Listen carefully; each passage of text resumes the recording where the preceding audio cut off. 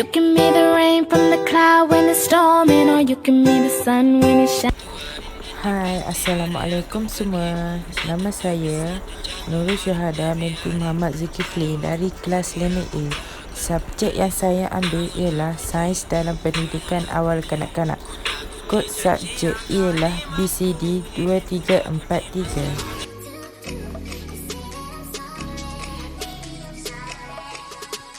Pembelajaran kita hari ini ialah pendidikan alam sekitar, iaitu jenis-jenis pencemaran.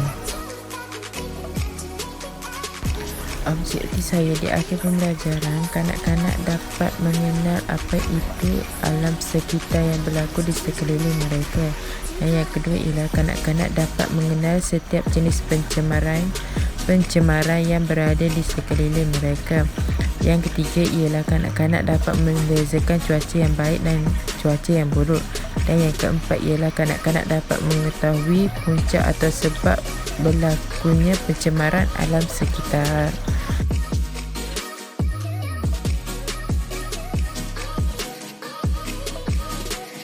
Maksud pencemaran ialah, menurut Kamus Dewan Bahasa dan Pustaka mengatakan bahawa pencemaran adalah suatu perbuatan yang mencemarkan atau pengotoran alam. Perbuatan mencemarkan kebersihan alam di sekitar dengan sampah syarat. Definisi pencemaran ialah, pencemaran adalah kemasukan bahan pencemar seperti bahan kimia, haba, cahaya dan tenaga di dalam alam sekitar yang menyebabkan kesan sehingga berbahaya kepada manusia dan alam sekitar. Jom kita mengenal jenis-jenis pencemaran. Jenis-jenis pencemaran ini ada 5. Yang pertama ialah pencemaran udara. Yang kedua ialah pencemaran air. Yang ketiga ialah pencemaran tanah. Dan yang keempat pencemaran bumi. Dan yang terakhir ialah pencemaran sisa pepecahan.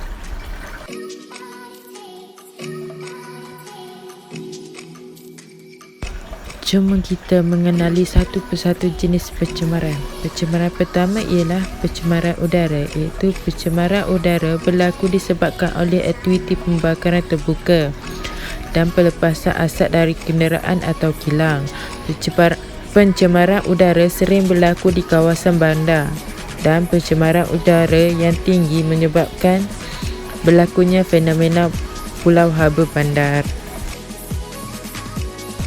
Punca berlakunya pencemaran udara ialah, yang pertama, pelepasan asap kotor oleh industri terus ke udara melalui cerombok asap kilang, kenderaan motor di jalan raya, asap rokok, pembakaran terbuka dan letusan gunung berapi. Punca yang kedua ialah penipisan lapisan ozon seperti jerebu, hujan asid dan pemanasan bumi yang menyebabkan udara dipenuhi dengan asap. Kesan pencemaran udara ada 7. Yang pertama ialah kesan kepada manusia, yang menyebabkan sistem pernafasan seperti karbon dioksida akan meracuni sistem pengangkutan oksigen di dalam darah, menyebabkan seseorang itu mengantuk, mempunyai lelah dan paru-paru kurang berfungsi. Yang kedua ialah kesan kepada tumbuhan seperti kerosakan, iaitu keguguran daun, pertukaran warna dan pertumbuhan terbantuk, menyebabkan sebahagian daripada penduduk bumi kekurangan sumber makanan dan ekonomi, sehingga mengganggu kehidupan harian dan mengganggu keseimbangan ekosistem. Yang ketiga ialah kesan kepada haiwan, iaitu haiwan akan terancam atau mati akibat pencemaran udara kerana udara tercemar memasuki paru-paru haiwan. Yang keempat ialah kesan kepada bahan, iaitu kekotoran pada pakaian, pencemaran pada permukaan dinding, bangunan dan sebagainya.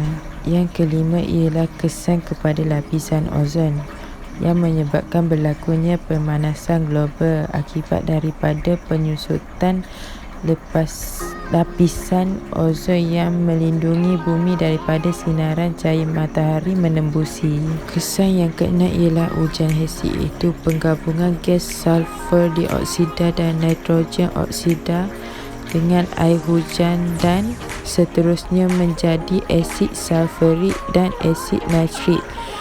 Hujan asid meresap ke dalam tanah dan menyebabkan kualiti tanah berkurang serta tidak subur.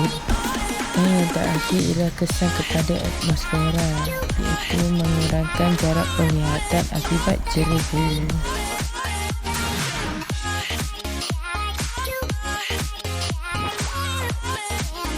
Langkah untuk mengatasi masalah pencemaran udara ialah yang pertama, menghijaukan kawasan, iaitu penanaman pokok supaya dapat mengurangkan masalah peningkatan suhu. Selain itu, kandungan karbon dioksida di udara dapat dikurangkan dan meningkatkan kandungan gas oksigen. Yang kedua ialah penggunaan petrol tanpa pelambang. Itu dapat mengurangkan kandungan pelambang dalam pelepasan asap kenderaan dan dapat mengurangkan masalah jerebu yang sering berlaku pada waktu pagi.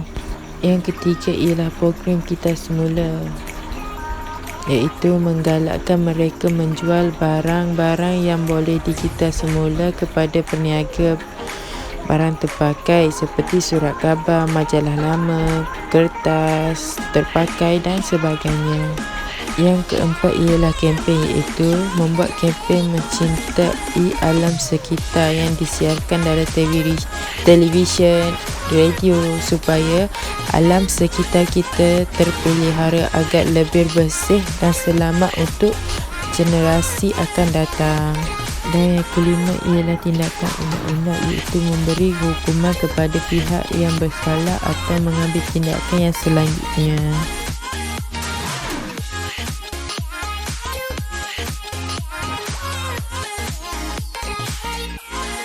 Pencemaran yang kedua ialah pencemaran air. Pencemaran air adalah disebabkan oleh pelbagai bahan pencemar seperti pepejar, cecair dan gas yang berlaku akibat kegiatan manusia yang tidak bertanggungjawab. Pencemaran air juga disebabkan oleh pembuangan air kumbuhan jasad air tanpa rawatan yang mencukupi. Pencemaran air boleh menyebabkan kesihatan ekosistem akuatik dan masalah kesihatan manusia.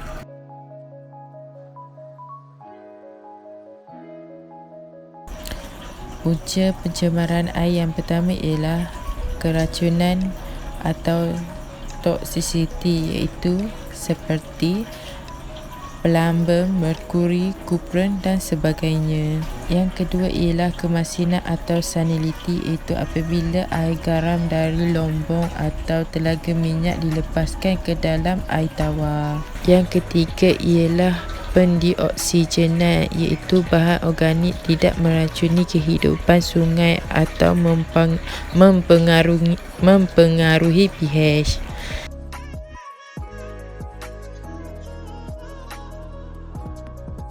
Kesan pencemaran air yang pertama ialah kesan kepada kesihatan manusia, itu mengakibatkan banyak masalah timbul untuk kehidupan harian manusia.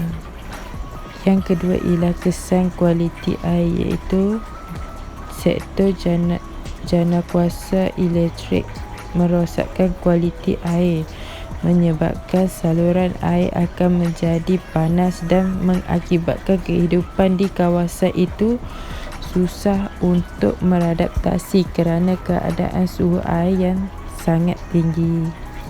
Yang ketiga ialah sistem air bawah tanah tercemar, menyebabkan sesetengah kilang akan memperuntuk kawasan untuk membuang sisa kilang. Yang keempat ialah menjejaskan keindahan alam, menyebabkan keindahan alam terjejas seperti pantai dan sungai yang dipenuhi dengan sampah sarat yang tidak indah untuk memandang. Keadaan air laut dan sungai menjadi kotor dan berbau busuk.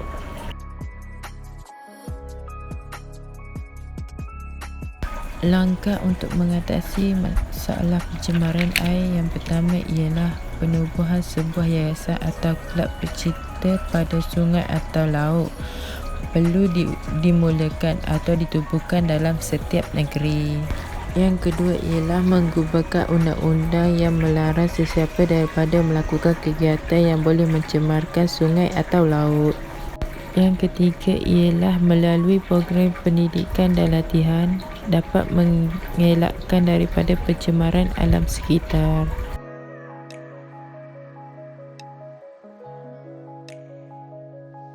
Pencemaran yang ketiga ialah pencemaran tanah, iaitu pencemaran tanah ialah perbuatan yang berlaku kepada sesuatu kawasan sehingga terjadinya pertukaran warna, kesuburan dan kehakisan. Bahan pencemar terdiri daripada pencemaran organik, kimia dan fizik. Keseriusan pencemaran tanah bergantung kepada kesuburan tanah. Tanah akan bertukar warna menjadi kehitaman dan tumbuhan-tumbuhan di kawasan tersebut menjadi layu. Punca pencemaran tanah ialah yang pertama, pembuangan sampah yang tidak terkawal. Yang kedua ialah pembuangan sisa toksik seperti minyak, sisa toksik dan sisa kilang. Yang ketiga ialah pembalakan, iaitu pembalakan yang tidak terancang yang menyebabkan struktur tanah menjadi longgar. Dan yang terakhir ialah kegiatan perlombangan, iaitu menyebabkan masalah pemendapan yang sangat teruk di bahagian bawah, menyebabkan saliran lombong berasid. Langkah mengatasi masalah pencemaran tanah ialah yang pertama itu pendidikan alam sekitar supaya dapat membentuk sikap yang positif dalam diri dan menjadi seorang yang lebih memahami perihal pencemaran alam sekitar. Yang kedua ialah kempen kesedaran supaya ada sikap cinta dan sayang terhadap alam sekitar. Yang ketiga ialah peranan media massa supaya mereka lebih berhati-hati dalam menangani masalah pencemaran. Pencemaran yang keempat ialah pencemaran bunyi, iaitu pencemaran yang kita tidak nampak dengan mata kasar. Apabila kita mendengar bunyi bising, kita akan merasakan tidak tenang dan merasa tertekan sehingga tidak dapat berfikir dengan waras. Pencemaran bunyi yang keterlaluan boleh membengkakkan telinga. Pencemaran bunyi juga berlaku daripada perbuatan manusia seperti menjerit, bunyi kenderaan atau jentera kilang. Selain itu, bunyi semula jadi seperti guruh. Punca yang pertama ialah perindustrian, itu kebanyakan bunyi yang dikeluarkan dari kerja kilang seperti jentera, mesin kilang serta prosesan dan perbuatan material yang boleh mengganggu ketenteraman masyarakat setempat yang berhampiran dengan kilang. Yang kedua ialah kenderaan, iaitu bunyi deruman enjin kenderaan di jalan raya seperti bunyi horn yang tidak terhenti.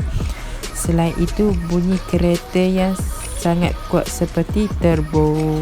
Yang ketiga ialah kawasan binaan, iaitu pembangunan yang melibatkan kering, gerudi, cerusut besi dan lain-lain dapat merosakkan suasana aman di sesuatu kawasan.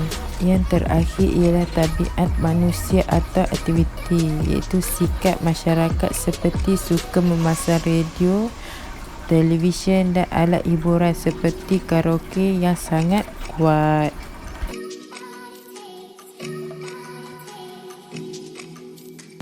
Kesan kepada pencemaran bunyi ialah yang pertama, kesan kepada kesihatan manusia, itu organ telinga menerima kesan daripada bunyi yang sangat kuat yang menyebabkan masalah pendengaran. Yang kedua ialah kesan kepada persekitaran, iaitu persekitaran yang bising boleh mengakibat seseorang itu terganggu dan cuba mengelak daripada tinggal di kawasan tersebut.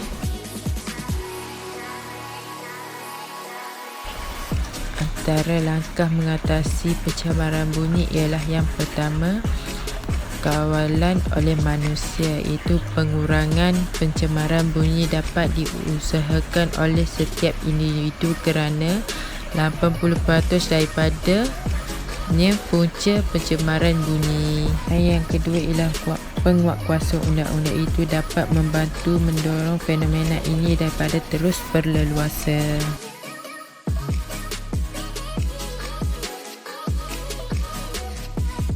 Pencemaran terakhir ialah pencemaran sisa pepejah, iaitu pencemaran sisa pepejah merupakan hasil bualan daripada aktiviti sosio-ekonomi manusia yang mempunyai sifat pengotor dan dianggap tidak berguna. Dan pencemaran sisa pepejah adalah antara masalah utama yang dihadapi oleh kebanyakan negara ini. Punca pencemaran sisa pepejah ialah proses urbanisasi dan perindustrian yang pesat, iaitu jumlah penduduk yang bertambah dan digabungkan dengan pertumbuhan besar-besaran di kawasan bandar telah meningkatkan penghasilan sisa pepejah dan perubahan dalam komposisi sisa. Yang kedua ialah sikap masyarakat, iaitu gaya hidup masyarakat yang kurang mesra alam dan kurang peka dan prihatin terhadap isu pencemaran alam sekitar. Yang ketiga ialah kekurangan sumber keuangan, iaitu kos yang sangat banyak memainkan peranan penting dalam menghasilkan perusahaan sisa pepejah yang baik. Kesan pencemaran sisa pepejah ialah yang pertama, pencemaran, iaitu longgakan sisa pepejah yang tidak terurus di tempat pelupusan akan menghasilkan air lelehan melalui air bawah tanah, menyebabkan kawasan hijau di sekeliling mati dan layu. Yang kedua ialah banjir, iaitu sistem saluran seperti longkang yang dipenuhi dengan sampah sarak serta pelangkap sampah yang tidak diselenggara menyekat air dan menyebabkan bertakun. Yang ketiga ialah kesan kepada manusia, iaitu menyebabkan penyebaran penyakit seperti denggi, salmonella dan sebagainya.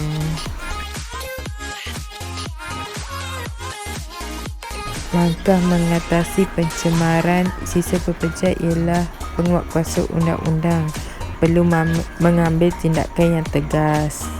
Yang kedua ialah pengawalan operasi seperti keadaan penimbusan yang lebih mudah berbanding pembakaran. Dan yang terakhir ialah pengawalan bukan perundangan, itu dapat mengumpul bahan buangan yang boleh digital semula dan mengurangkan pembuangan sisa pepejah.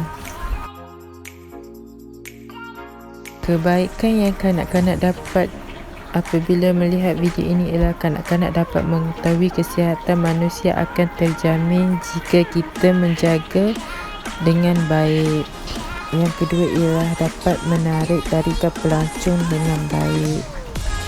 Yang ketiga ialah dapat menunjukkan kepada kanak-kanak tentang pembekalan air yang segar apabila kita dijaga dengan betul. Dan yang terakhir ialah dapat mengelakkan perpupusan yang terjadi di alam persekitaran mereka supaya mereka dapat mengenali tradisi turun-temurun.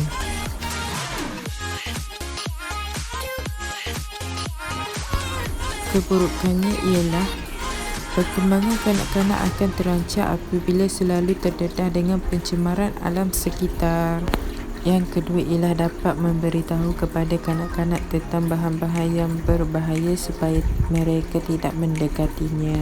Yang ketiga ialah kesihatan kanak-kanak akan terjejas apabila mereka berada berhampiran dengan kawasan pencemaran tersebut. Dan yang terakhir ialah sektor pelancongan akan berkurangan.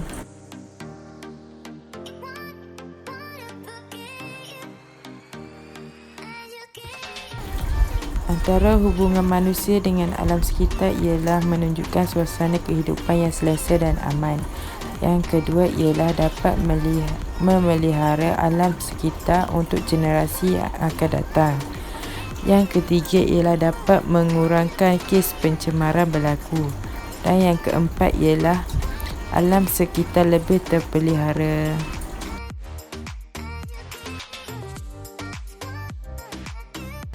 Kesimpulannya ialah kita haruslah menjaga kebersihan alam sekitar supaya suasana sekeliling kita lebih selamat dan selesa untuk kita mengharungi kehidupan seharian dengan lebih bermakna dan lebih baik untuk generasi akan datang. Sekian, terima kasih. Bye-bye. Cause I'm all about him, and he's all about me. And we don't give a dang about nobody. Cause I'm all about